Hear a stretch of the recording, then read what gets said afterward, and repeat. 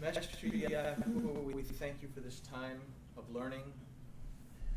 We thank you for the opportunity to learn. We ask now that you will open our eyes, open our ears, open our hearts, not just to learn, but to ask questions, to help us to grow. We thank you for it in the name of Yeshua. Amen. Amen. All right. So Q&A night, I'm sure that everybody spent all week working up just mind-boggling questions on the origin of quantum theory. What do you want to know? What do I want to know? There we go, Lorraine. What do you want to know? So, questions. I got a question, but I also have a testimony. Okay. Should I do first? Testimony? Both. Okay. Fire with the testimony and we'll jump into the do you question. remember the prayer that you did for my sister with her anxiety? Yes. Well, before I left, I was to stay with her, she called me and told me, I asked her how she was doing.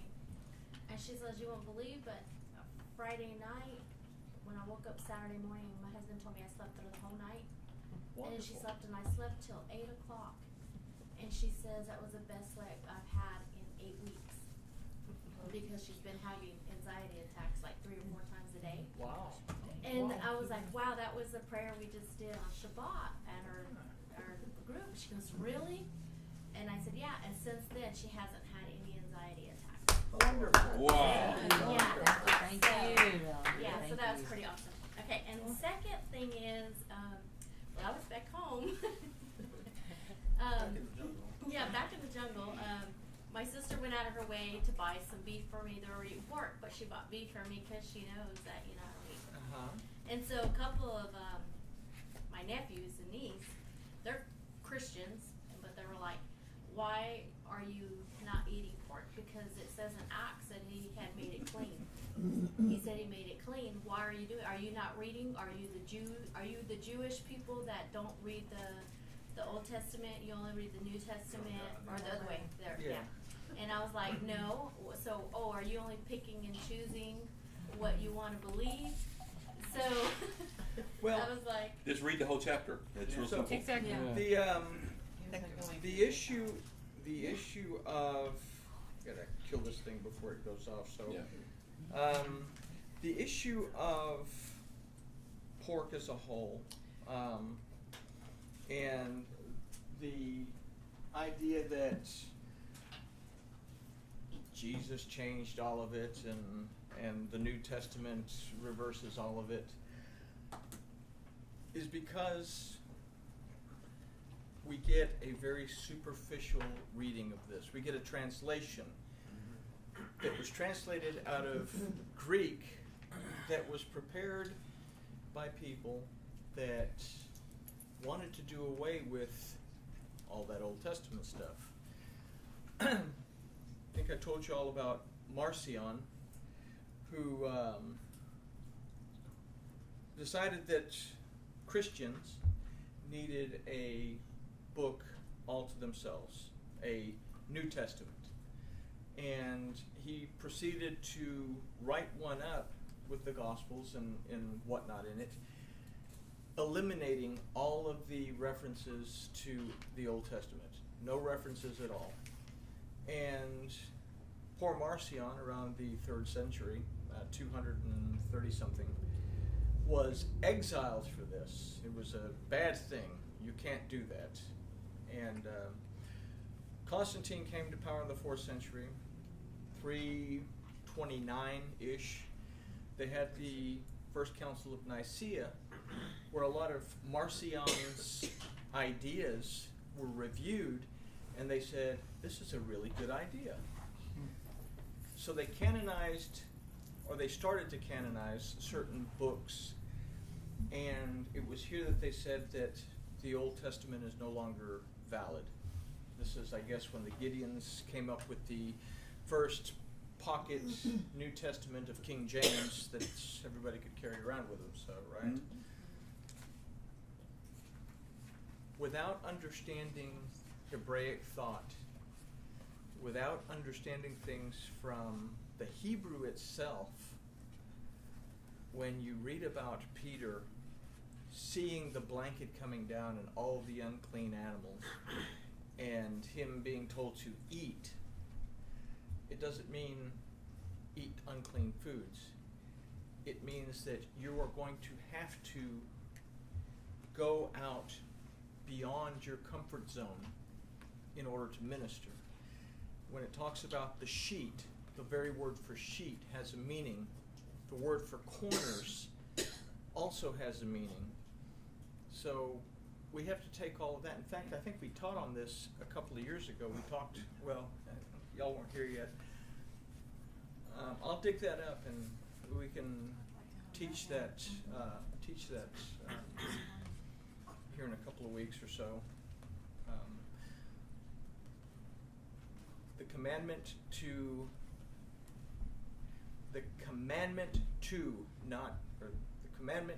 not eat the swine, to not eat pork, is very much in effect. Joshua didn't change anything because he was very clear. Until heaven and earth pass away, not one jot or one tittle, literally he says, not the yod or the kotz of a yod, not the smallest letter or the smallest mark on the smallest letter will be taken away. In fact, he went on to say, in the Aramaic, it's very specific. He said, anyone who teaches that it has been will be called worst from the kingdom of Elohim. King Jimmy simply says he'll be called least in the kingdom of heaven because you're going to get in there anyway. If you break the Torah, it's okay, you'll be there. But literally it says you will be called worst from. I mean, you're not even going to be there. So he didn't do away with the dietary laws. And that is something that we'll have to put together in the teaching because it's very specific. There's, when we miss reading the words, every word in Hebrew is an explosive thing. It means a dozen different things. So we have to look at it from that. But there we go. I don't know if that answered the question or not. Yeah. Well, it's like, you know, in anything that you talk to people that, first of all, don't go to church, right? Don't read the Bible, and some of them pick and choose, some of those cherry pick their scriptures. It's very hard to change your mind when you have two or three kind of coming at you. Right. You don't change. In those instances, you just tell them, okay, but you know what? Just eat your pork and eat your shrimp. Enjoy. Enjoy. And that's exactly it. Mm-hmm. But it's like Joshua said, you worship what you don't know. Exactly. And it's not about being a Jewish thing. Mm-hmm. I hear that a lot. Are you turning? Yeah. Or Trina gets it much more than I do because it doesn't affect me really. But she says, "Are you turning Jewish?" Well, no, I'm not turning Jewish, and I'm not turning Christian. I'm keeping Torah. I'm a Torah observant believer. I'm going to guard what the Torah says. I'm going to treasure what the Torah says, protect what the Torah says. Because Joshua said, I am the vine, you are the Netzarim, you are the branches. Aside from branch, it means someone who protects it, takes care of it, loves it. So it's not a Jewish thing. Right. Truth be told, if we were getting into Jewish things, we would be in the same boat as we are for keeping a lot of what the church fathers say. Because Judaism is gone away from Torah just as much as Christianity has gone away from Torah. That goes back to the last question we had. I think it was Friday or sometime last week. We Probably. talked about when did we go from Hebrew to Judaism, when now everybody's called a Jew as opposed to Hebrew. Right. So that I can think that was where my question came from. Yeah, Judaism is nothing more than the application of rabbinical takanot. Which is You have the halakha now, the halakha of the rabbis, the instruction, the laws of the rabbis, the walk of the rabbis. So, and What was it, the turn of this last century, or was it around the world wars that they really became referred to as Jews instead of Hebrews? Because Hebrews was widely used even. Yeah, I'm not sure when the word Jew Jew actually began. Because the Jew was really more of a slander, right? For a long time. Well, it was Juden. I mean, in Germany, I think it was just understood they were Juden. But when English, you had to have a word for it in English. So I'm not really sure what the history of that word, that particular word is. The way I get it is, when Esther was the queen, that was the first time that they were referred to as Jews because they came from Judea and. Yeah, well, there were the Yehudim, and it's the same thing in John chapter 4, where he says, "You worship what you don't understand." He says, "We worship what we understand because redemption, deliverance, restoration is of the Yehudim." So, but again, it goes back to they were the people that were the descendants of Judah. So I'm not really sure where the actual word Jew came into being, but again, what we have today as far as Judaism goes is far removed from what the Torah says that the children of Israel were.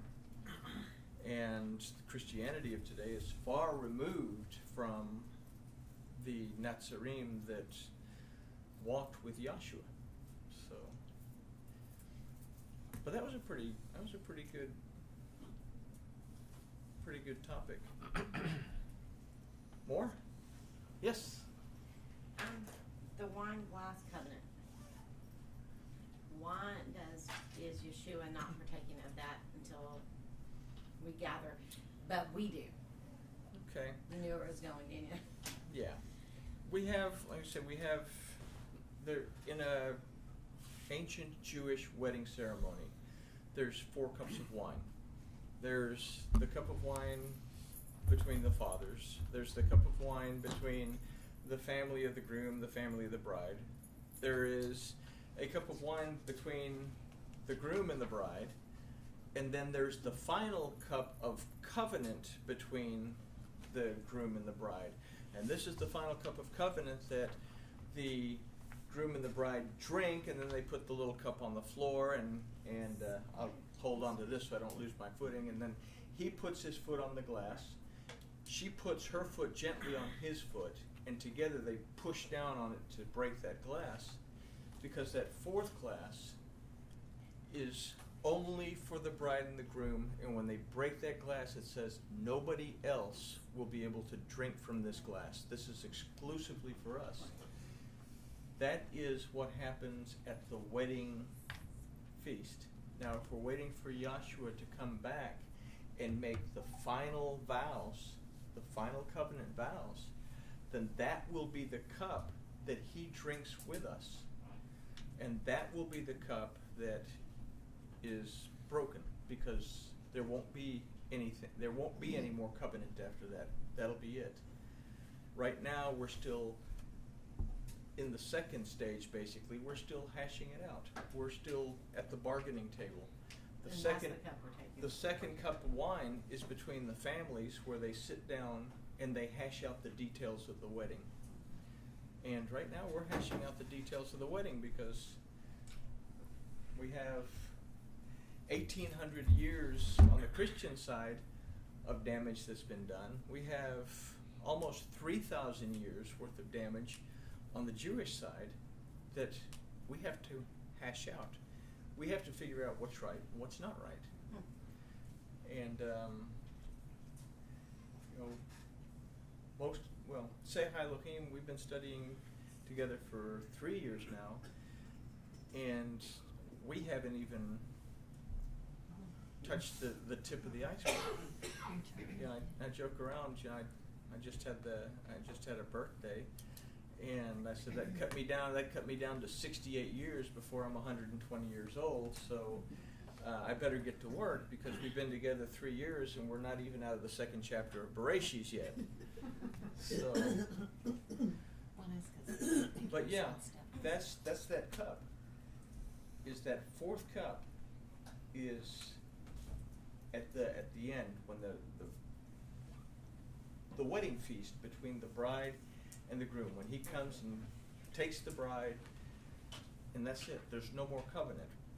The Brit Hadashah will be completed. It will have been restored fully. That note, I also want to ask something.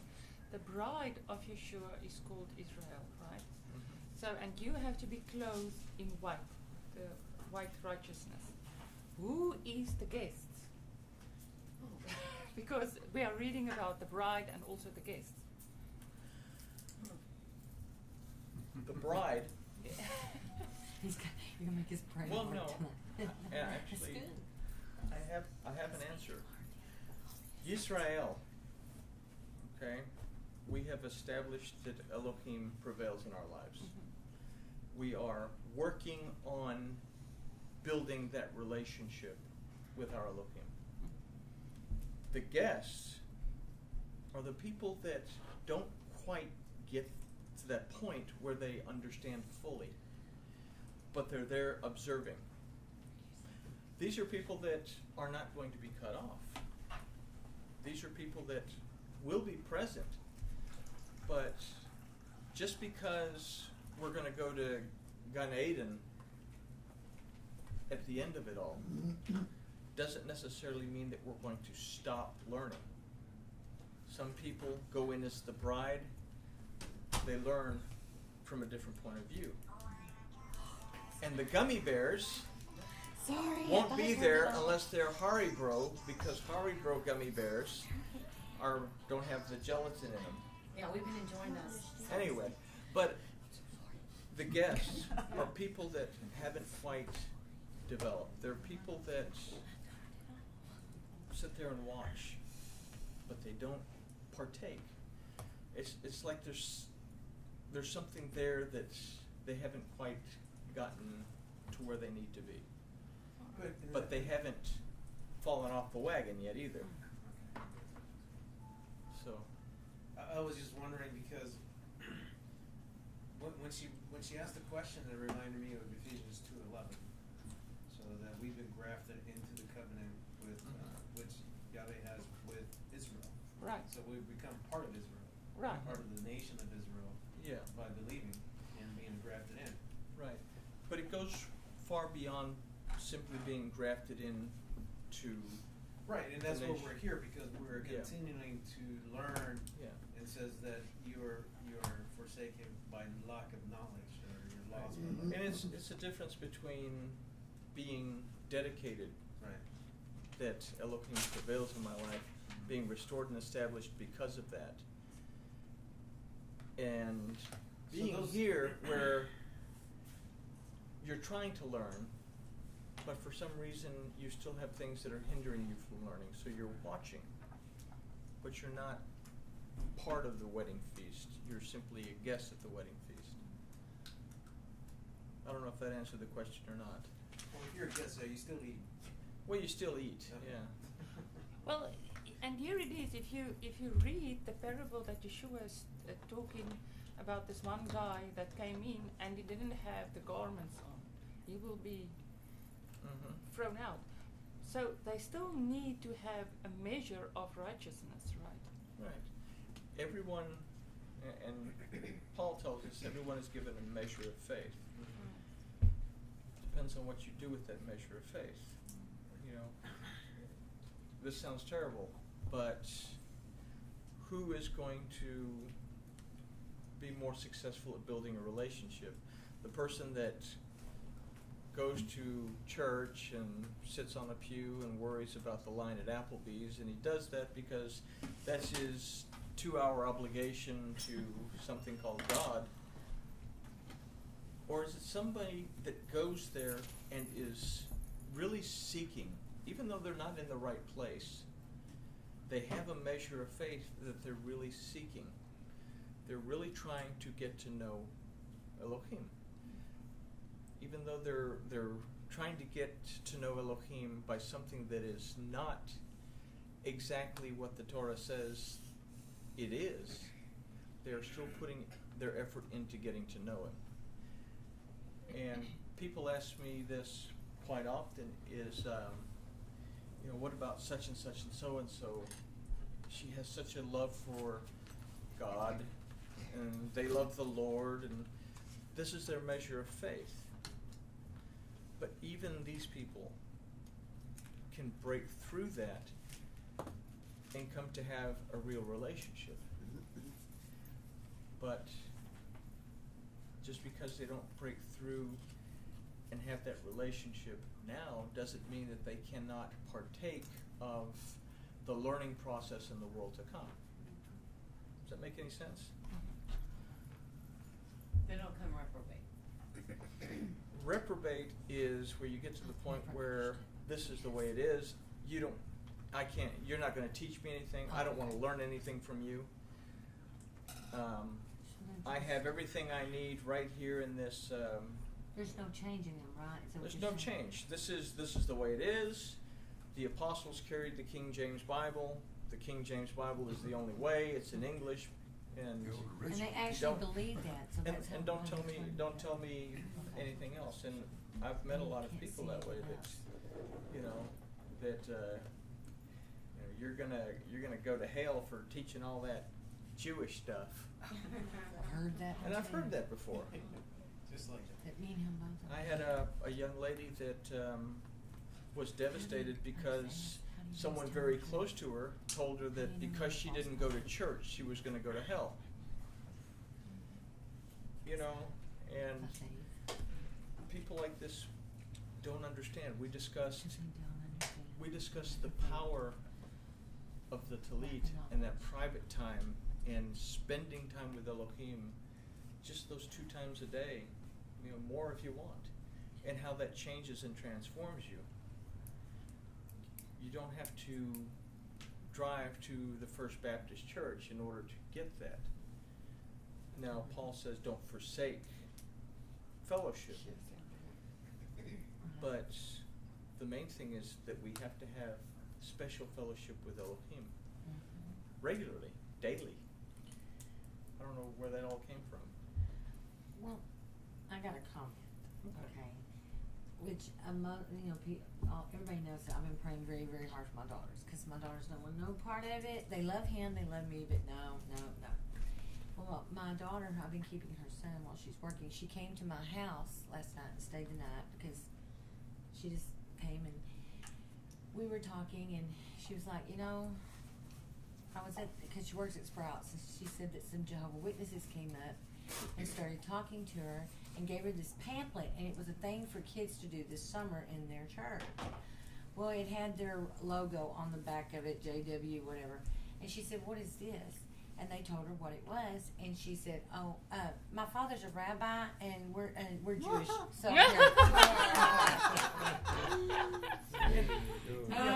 the piece, and anyway, okay.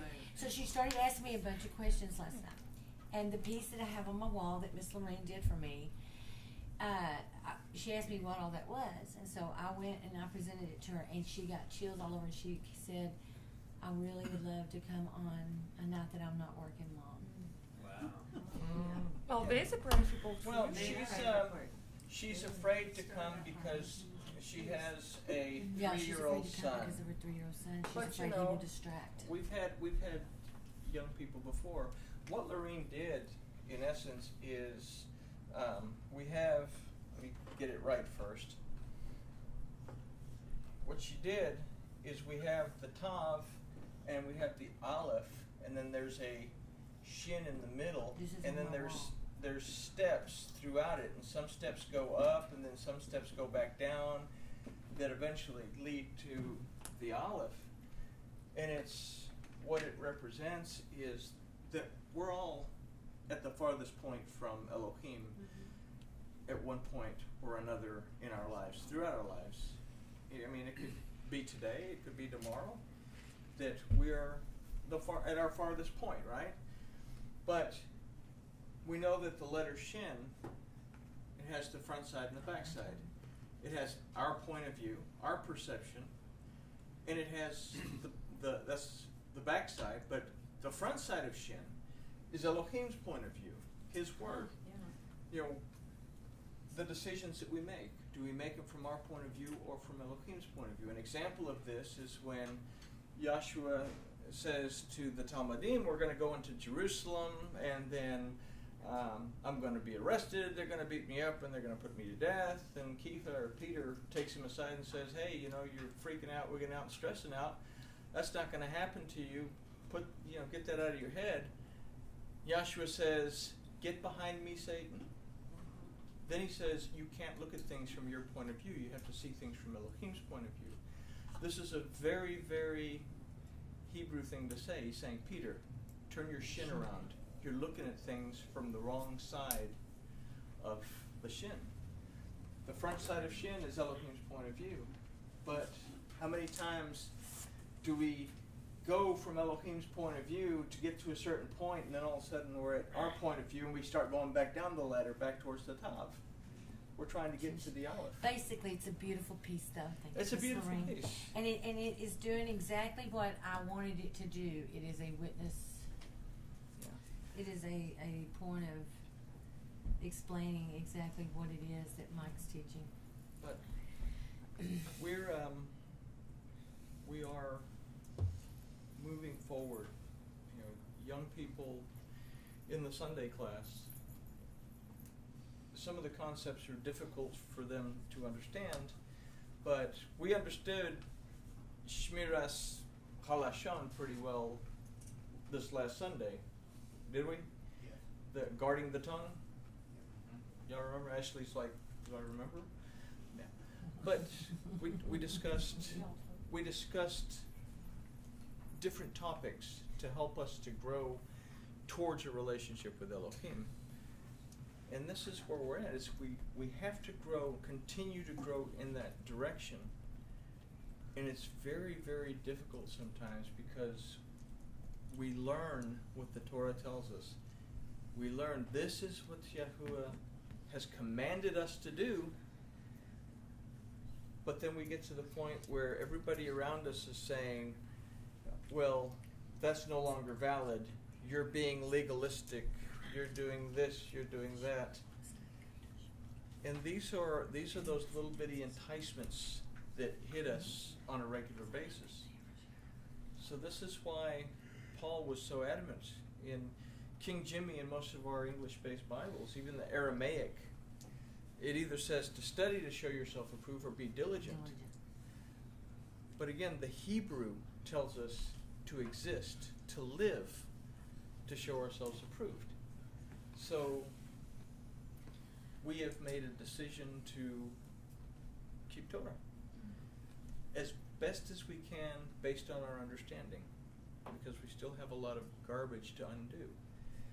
We've been deprived of a lot of information because the rabbis, in their good judgment, decided that a lot of what we now call the Qumran documents, the Dead Sea Scrolls, were no longer necessary.